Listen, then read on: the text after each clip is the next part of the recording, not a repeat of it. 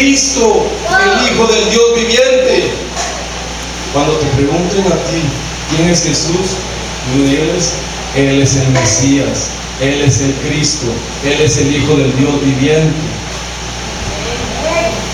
Una vez explicado estos versículos, ahora pasemos ya de lleno quién es Jesús.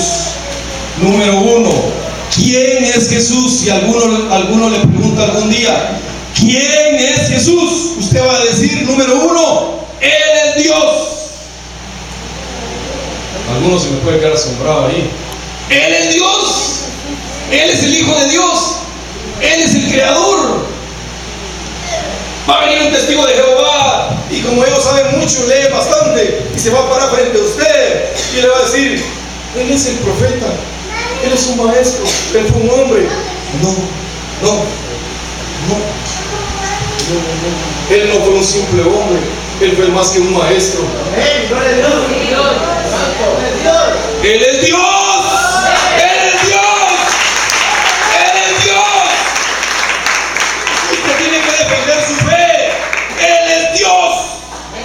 Dios mismo encarnado. Dios quería acercarse a su pueblo, quería estar más cerca. Es cierto que con el Espíritu Santo Dios estaba en medio de la congregación, pero Dios quería acercarse aún más al hombre por medio de su Hijo. Vamos a leer 4 citas bíblicas. Hay cientos, hay miles de textos en la Biblia que se habla de que Jesús es Dios. Incluso hay algunas denominaciones que se llaman cristianas, entre comillas, que niegan la divinidad de Jesús. Jesús tiene dos naturalezas, la naturaleza divina y la naturaleza humana. Isaías 9:6. Isaías 9:6. Isaías 9:6, Antiguo Testamento. Porque un niño nos es nacido, hijo nos es dado, y el principado sobre su hombro. He aquí, una virgen concebirá y dará luz. Isaías 9:6 dijimos, ¿no? En Isaías 9:6 se profetiza acerca del Mesías. Isaías 9:6. Porque un niño nos es nacido, hijo nos es dado, y el principado sobre su hombro, y se llamará su nombre admirable, consejero, Dios fuerte, Padre eterno, príncipe de paz. ¿Dónde dice aquí que es Dios? Dios fuerte, dice, Padre eterno, príncipe de paz. Aquí en la Biblia nos dice que Jesús, el Mesías, es Dios. Él es Dios.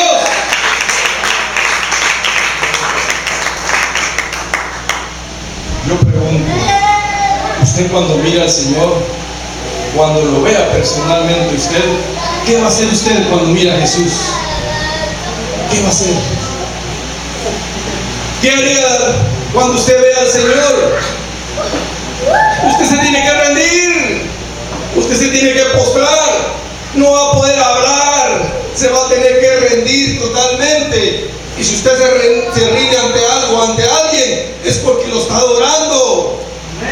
La palabra adorar viene del latín, en español adorar, que significa rendirse ante una persona, ante algo, postrarse, rendirse. Y si alguien se postra, por ejemplo, ante una imagen, la está adorando. Si se rinde a esta imagen, la adora. Y si le sirve esa imagen, la adora. Entonces, cuando nosotros veamos a Jesús, tenemos que rendirnos, tenemos que postrarnos ante el Rey. Y eso es adoración. No podemos decir que Jesús solo es un profeta, un maestro. No, es más, Jesús es el Hijo de Dios. Mateo 1:23. Mateo 1:23 dice: He aquí, una virgen concebirá y dará a luz un hijo, y llamará su nombre Emmanuel, que traducido es Dios con nosotros. Mire, el evangelista Mateo trae la cita de Isaías 7:14, que dice: una virgen concebirá y dará a luz un hijo, y llamará su nombre Emmanuel, que significa, o traducido es Dios con nosotros. Significa que Dios quería acercarse a su pueblo. Dios quería estar presente con su pueblo. Quería estar al lado del pueblo de Dios para que vieran que Él estaba con ellos. Y ese es el Mesías, Jesucristo. Primera Timoteo 3:6 dice: e indiscutiblemente grande es el misterio de la piedad. Dios fue manifestado en carne. El apóstol Pablo habla en 1 Timoteo 3:6 acerca de que el misterio de la piedad es grande, indiscutiblemente es grande, porque Dios fue manifestado en carne. O sea que el Espíritu de Dios le reveló a Pablo que Dios fue encarnado en la persona de Jesucristo. Juan 1:1, Juan 1:1. Este ya se lo sabe usted de memoria. Juan 1:1. En el principio era el Verbo, y el Verbo era con Dios, y el Verbo era Dios. Este era el principio con Dios. Todas las cosas por Él fueron hechas, y sin Él nada de lo que ha sido hecho fue hecho. O sea, Jesús es el Verbo, Jesús es la palabra, Jesús es Dios, Jesús es Dios. Juan 20:28.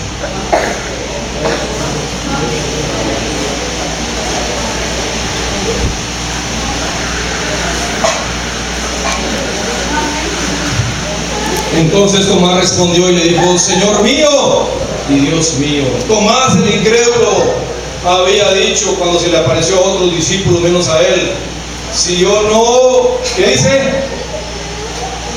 Meto los dedos y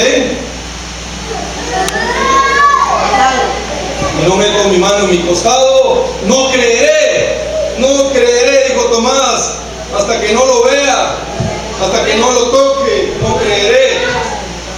Cuando Jesús, en medio de una reunión, estando todos, incluido Tomás, se apareció pasando las puertas y lo vio Tomás.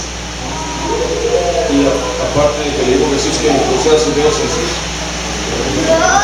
el fuego de los clavos y la mano en su costado, Tomás se postró y dijo: Señor mío y Dios mío.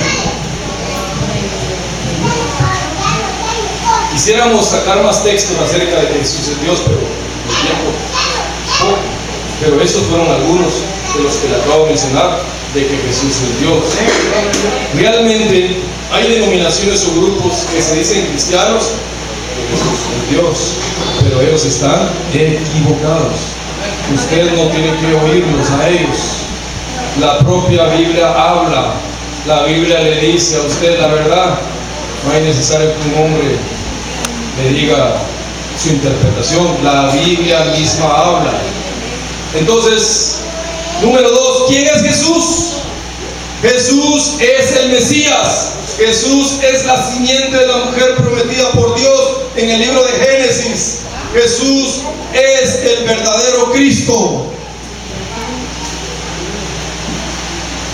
En los tiempos del Antiguo Testamento eran ungidos los reyes de Israel con un aceite que venía de las aceitunas.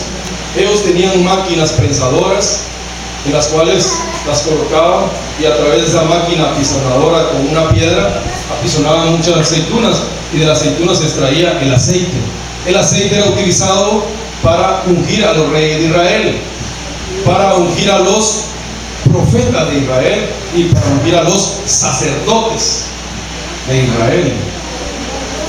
En el caso de Jesucristo es diferente, porque Jesucristo es el ungido de los ungidos. En el Antiguo Testamento hubieron grandes profetas admirables como Jeremías, Isaías, Eliseo, Elías, pero ninguno de ellos, todos juntando, tenía la unción total del Espíritu Santo, como si lo fue en la persona de Jesucristo. Incluso el apóstol Pablo habla de que sobre él recayó la gracia sobre la gracia. La plenitud de Dios la deidad de Dios fue manifestada en la persona de Jesucristo. O sea, la totalidad del Espíritu Santo se manifestó en Jesucristo, como en ningún hombre ha habido ni lo habrá. Es cierto que todos los que estamos aquí tenemos al Espíritu Santo, pero no habrá uno comparable con Jesús. En la persona de Jesús estaba todo el Espíritu Santo pleno, tan pleno, porque era tan puro y tan santo que merecía estar el Espíritu Santo totalmente en él. Entonces podemos afirmar de que Jesús es el Mesías, el esperado, el profetizado en el Antiguo Testamento. En Génesis 3:15, cuando Adán y Eva desobedecen a Dios, a su palabra, porque la serpiente astuta, que es el diablo, engañó a Eva para que comiera del fruto prohibido del árbol de la ciencia del bien y el mal, Dios había ordenado que Adán y Eva fueran expulsados del huerto de Edén. Vino la muerte espiritual, vino la muerte física, pero Dios, en su gran amor para con el hombre, que es su creación perfecta, dijo: no, proveeré un plan de salvación. A pesar de que ha profanado y pecado contra mí, yo lo salvaré.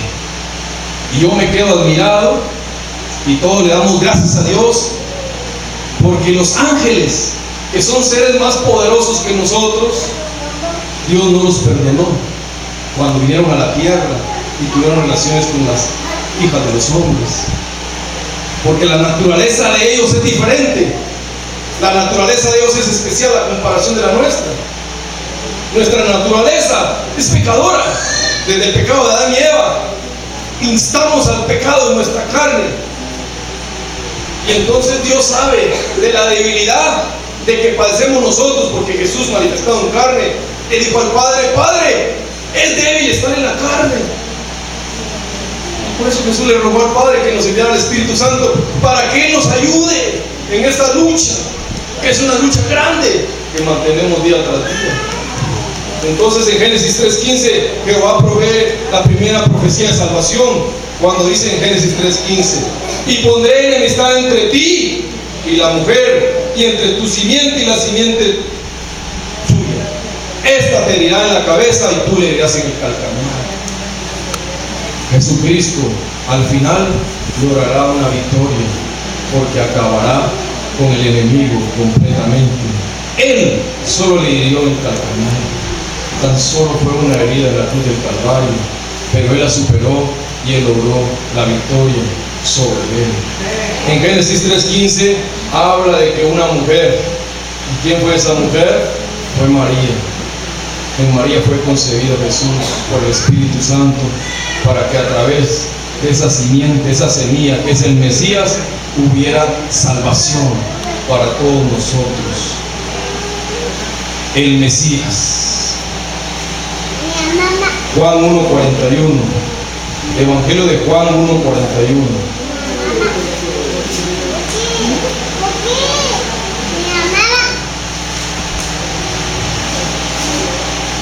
Este dio primero a su hermano Simón y le dijo: hemos hallado al Mesías, que traducido es el Cristo. ¿Cómo es que a estos primeros discípulos se les revela que Jesucristo es el Mesías? El Espíritu de Dios les revela a ellos que Él es el Mesías.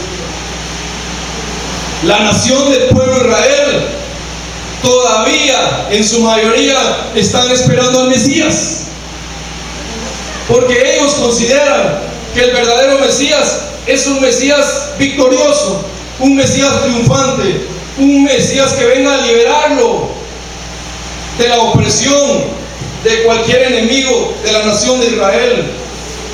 Ellos esperan que su Mesías gobierne desde Jerusalén a todas las naciones, y que venga a restaurar a Israel, y que venga completamente a desechar todas las enfermedades, toda la pobreza, etc. Pero la Biblia no nos enseña eso. La Biblia nos enseña a través de diferentes profetas que Jesús iba a venir primero como un Mesías sufriente, como un siervo sufriente. En su primera venida, Jesús vino como un Mesías servidor. Por eso Él decía: yo no vine para ser servido, sino para servir y para dar mi vida en rescate por muchos. O sea que Jesús en su primera venida vino así. Si usted lee el capítulo 53 del libro de Isaías, ese capítulo es el Mesías y habla de un Mesías sufriente, como un cordero de Dios, como un cordero que fue ofrecido como expiación por el pecado para la salvación de todo el pueblo y de toda la humanidad. O sea, en su primera venida Jesucristo vino para servir, pero ya en su segunda venida Jesús va a venir como un rey, como un rey de gloria. El Mesías es Jesús y Él está reinando en estos momentos, pero espiritualmente. Óigalo bien, Jesús está reinando acá en la tierra espiritualmente, desde el tercer cielo donde Él está sentado a la diestra de Dios, por toda la tierra y por todo el universo, espiritualmente. Jesús está en su corazón, Jesús está en su espíritu, Jesús está reinando dentro de cada uno de nosotros. O sea, este Mesías, la primera vez que vino, así vino. ¿Cómo lo espera la iglesia cristiana evangélica? A través del arrebatamiento de la iglesia. Cuando venga el arrebatamiento, todos los que creen en Jesús van a ser arrebatados allá en las nubes en el cielo para esperar al Señor. Ahora, si a usted le preguntan ¿quién es Jesús?, usted le va a responder y va a decir: Él es el Mesías. Él es el Mesías. Tercer punto, ¿quién es Jesús? Jesús es el Salvador. Jesús es el Salvador del mundo. Jesús es el Salvador del mundo. ¿Por qué usted y por qué yo necesitamos un Salvador? Porque antes de Cristo nosotros estábamos muertos. Muertos. Una persona que va a morir o que está muerto necesita un Salvador, y Él es Jesucristo. En el Antiguo Testamento el Salvador era Jehová Dios, pero en el Nuevo Testamento Él se revela como el Salvador del mundo. Mateo 1:21. En Mateo 1:21 el evangelista Mateo dice lo siguiente: y dará a luz un hijo y llamará su nombre Jesús, porque Él salvará a su pueblo de sus pecados. Él salvará a su pueblo de sus pecados. Vamos a explicar algo que es algo profundo, ojalá me entiendan en el nombre de Cristo. Usted ha oído cuando Jesús dijo las palabras: yo he venido primero a las ovejas perdidas de la casa de Israel. Les voy a explicar, ojalá me entiendan. El rey Salomón, usted ha oído del rey Salomón. Cuando el rey Salomón vivió, tuvo 1000 mujeres. Pero muchas mujeres que tuvo Salomón eran extranjeras. Y estas mujeres extranjeras trajeron idolatría a la nación del pueblo de Israel, porque adoraban otros dioses, levantaban altares a otros dioses. Entonces el rey Salomón en sus últimos días se alejó de Jehová Dios. Su corazón se endureció porque permitió, y él también autorizó, que se levantaran altares a otros dioses. Y la nación de Israel tiene solo un Dios, que es Jehová. Entonces Dios le dijo al rey David, a causa Jehová Dios le dijo a Salomón: a causa de tu pecado, dividiré a la nación de Israel en dos reinos, pero por amor a David no lo haré en tu reinado, por amor a mi hijo David no lo haré. Cuando murió el rey Salomón, le sucedió su hijo que se llamaba Roboam. El rey Salomón fue duro en la carga de tributos e impuestos al pueblo de Israel, a tal punto que cuando le sucedió Roboam en el reinado de Salomón, 10 tribus de las 12 tribus que componen la nación del pueblo de Israel llamaron a un líder que se llama Jeroboam del extranjero, porque el rey Salomón lo quería matar porque era un gran líder de las 10 tribus. Y este líder vino hasta el rey Roboam y le dijo: tu padre era duro con nosotros en la carga de impuestos. Nosotros te venimos a pedir que tú nos bajes esa carga de impuestos. Y él le dijo al rey Roboam: váyanse y regresen en 3 días. Yo le pediré consejo a los ancianos. Él fue con los ancianos y le dijeron: para gobernar a un pueblo con sabiduría, tú tienes que complacer al pueblo, rebájale los impuestos y las cargas tributarias. Pero él pidió el consejo a los jóvenes, a los que se habían criado con él en su juventud, y los jóvenes le dijeron: no, auméntale la carga, auméntala para que sepan que quién es el que gobierna, que tú eres el rey de Israel. Regresaron a los 3 días Jeroboam y los representantes de las 10 tribus y le dijeron a Roboam: ¿qué has pensado? ¿Qué decides? Yo seré 3 veces más el yugo que mi padre cargó en ustedes, los tributos les aumentaré más. Entonces Jeroboam le dijo: pues tú lo has dicho y se ha cumplido la profecía. El reino de Israel se divide. Estas 10 tribus se separan de tu reino y harán otro reino. Y entonces las 10 tribus se fueron para el norte, y allá fue denominado el reino del norte, conocido como la casa de Efraín. Y las 2 tribus que se quedaron con el rey Roboam se llamó el reino del sur, la casa de Judá. Por eso es que usted en la Biblia puede alguna vez leer el Antiguo Testamento y va a oír cuando diga Olé, cuando diga la casa del norte, la casa del sur, el reino del norte, el reino del sur. Y aquí viene la historia. Entonces, la casa del norte, o el reino del norte, o la casa de Efraín, como tenía que bajar ahí donde estaba el templo de Jerusalén, estaba físicamente el templo de Jerusalén, a adorar a Jehová Dios, por las diferencias que tenían entre los 2 reinos, el rey Jeroboam decidió construir imágenes de corderos hechos por mano de hombre, y empezaron a idolatrar y construyeron su propio templo. Eso fue para que Dios se enfureciera y empezara a profetizar a través de sus profetas, diciendo de que la casa del norte, la casa de Efraín, Dios manifestaba que se divorciaba de ellos, de esa mujer se divorciaba.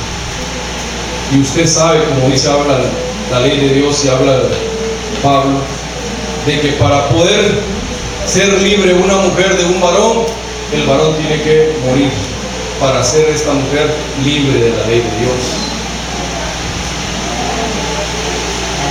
Y entonces cuando Jesús habla de las ovejas perdidas de la casa de Israel, se refiere a esa casa, a la casa de Efraín, al reino del norte, porque ya Dios había profetizado que ya ese no era su pueblo, que ellos pertenecían a los gentiles. Pero posteriormente parece que alguien estudioso dirá: ¿cómo es que Dios quiere nuevamente ir tras la casa o el reino del norte, casa de Efraín, ovejas perdidas de la casa de Israel, por medio de Jesús? Y aquí viene el misterio descubierto por Pablo. Para volverse a casar un hombre, para volverse a casar una mujer con un otro hombre, tiene que morir el hombre. Y entonces Dios mandó a su hijo para que, siendo el Dios, muriera por las ovejas perdidas de la casa de Israel, para que esa casa vuelva otra vez, las 10 tribus vuelvan otra vez a las 12 tribus y todas las tribus pertenezcan a Israel. Y nosotros, ustedes y yo, vamos a la casa de norte, a la casa de Efraín. Nosotros como gentiles que éramos, ahora somos hijos de Dios. Jesús dice: a los suyos vino y los suyos